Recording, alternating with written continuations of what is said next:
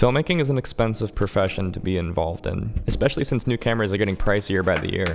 What's way more fun is looking into the industry staples of years past and checking their used prices.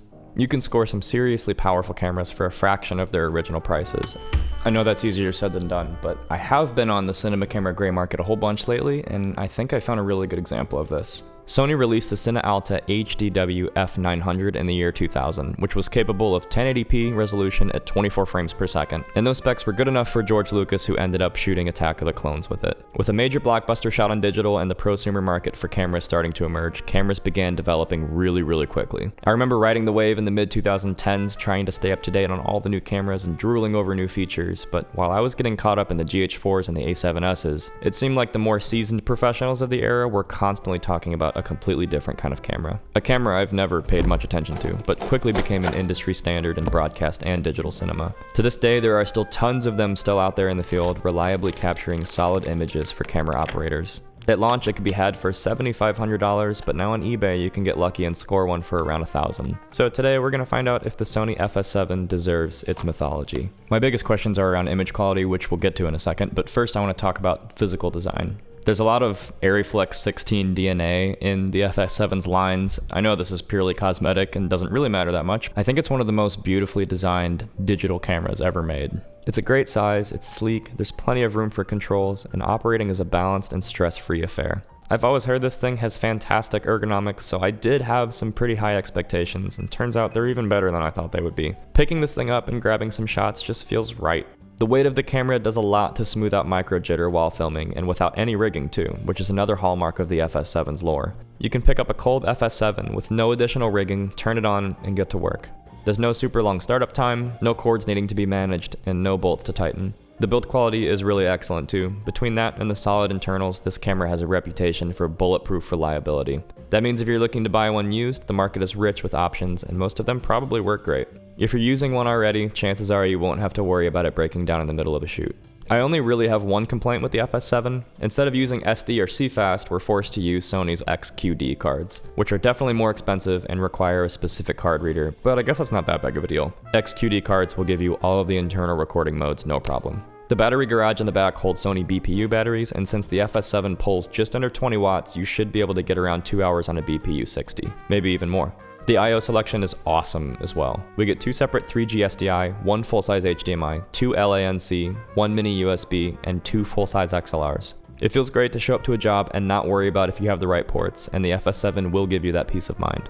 The FS7 belongs to a category of cameras I like to call the Xtreme Guerilla Workhorses. If you're shooting a short film in the middle of the Amazon, you're not going to bring a Mini LF or a Venice because there's too many peripherals, way too much weight, and they're too big of investments to risk in an unpredictable environment. On the other hand, an EGW like the FS7 is super reliable, super simple, it's comfortable, you already have internal NDs, and it passes that nebulous good enough image quality line. If I had to shoot a film in a ridiculous environment and I didn't want to risk my Ursa, chances are I'm going to go and grab an FS7. Let's circle back to image quality. Most people immediately write off old Sony color science and say it's stinky, but I don't think that's good enough. Today I want to find out how far we can actually push the FS7 sensor. We're working with a Super 35 XMR CMOS with a maximum resolution of DCI 4K and a native ISO of 2000. You can push the 4K up to 40 FPS and the HD up to 180 FPS. Internally, 10-bit all-intra is available as XAVCI, long-GOP 8-bit 420 as XAVCL, and an HD MPEG 422 codec as well. You can also add an extension unit to the back of the FS7 that unlocks internal ProRes 422 and 422 HQ, as well as 12-bit raw output to an external recorder. A decade ago, this codec selection was really saucy, and honestly, today it still holds up and is totally fine. A 4K image with 10-bit depth is still the industry standard, so we're not really at a loss as far as beefiness and codecs go.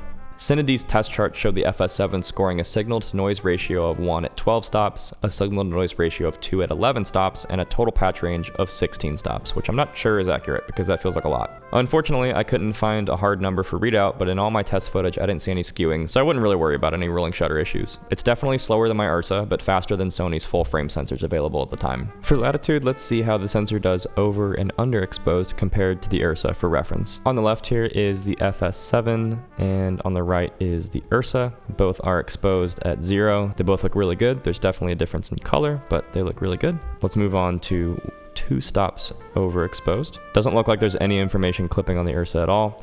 The FS7 still looks really good, but we are losing information over here in the 6x, and then back here in the trees, you can kind of see a little bit of clipping. And the highlight roll-off isn't fantastic. There's definitely kind of a harsh cutoff here where we can see exactly where it's clipping. Let's go to 4 stops overexposed. Overexposing 4 stops is quite a bit. Hopefully you would never actually do this in a real scenario, but yeah, there's lost information all over the place. Back here, my face is losing a lot of information. Information lost in the Ursa too, but it's definitely doing a better job. For the price and age of the FS7 though, this is pretty impressive. This is 4 entire stops overexposed. We're gonna go to 2 stops underexposed now. So what's kind of weird here is that the Ursa tends to get a little more green the more you underexpose it. So my skin tone is going a little bit more yellow.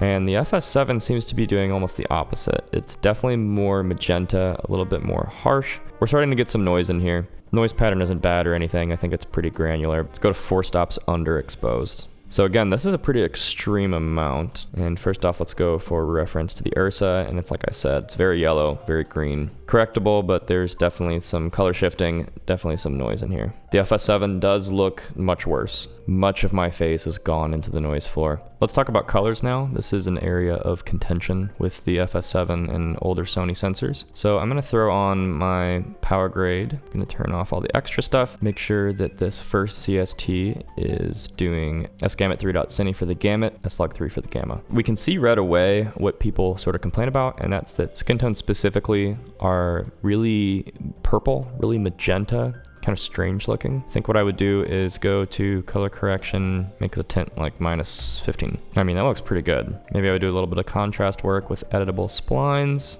I think this looks pretty nice.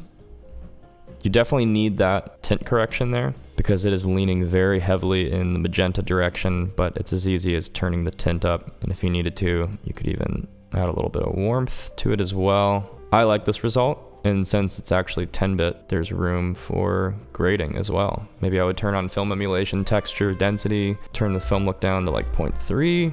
Then we can look at what that did before and after. A little bit more smoothness, a little bit more separation. But yeah, it's taking the grade really well. Let's move on to our next shot. I'm gonna do the same thing. Grab the sauce, turn off all of our extra stuff. And as you can see, this is very overexposed. So I'm gonna go to color correction in the high dynamic range color wheels. I'm gonna go to global and I'm gonna bring the exposure down. And again, the blues are sneaking towards magenta in a way that I don't necessarily like. So you could cheat in the green direction just a little bit, makes the blues look a little bit more true. This is one of the best use cases for the new color slice tool in here, which is what this density node is. If you turn that on and off, I like what it's doing to the greens and blues together, and then even the film emulation will make it look really awesome. Let's go down to 0.3. Let's look at those before and after. It's taking those corrections really well. It's kind of smoothing everything out.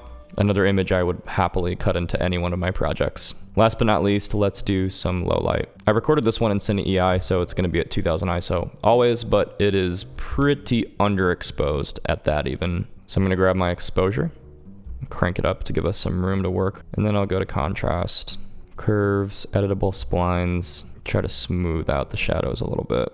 This shot is looking a little bit yellow, cool it down just a little bit. And unsurprisingly for a Sony sensor, the noise floor is impossibly low. I mean, we can zoom in here and see some of this texture. There's a lot of this color noise dancing around. This is with noise reduction turned completely off. We're underexposed a stop, maybe even a stop and a half, 2 stops at 2000 ISO. And it's this clean. So we're getting really sharp, detailed images that are able to hold up against grades. I think the color science right out of a CST doesn't look amazing, but it is so easy to adjust these things and get a usable result. I wouldn't be turned away by the critiques of other filmmakers talking about how the color science is world-endingly bad, because it just isn't. It's pretty easy to correct this stuff. Out of all the cameras I've reviewed on this channel, I would say straight out of camera, this is the worst color I've ever seen.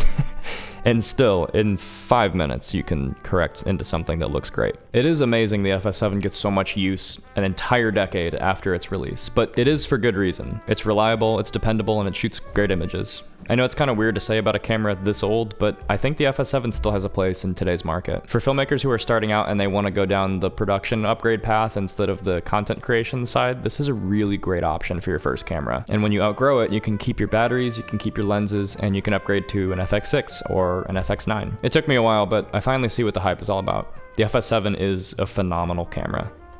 Thanks for watching. I'll see you soon.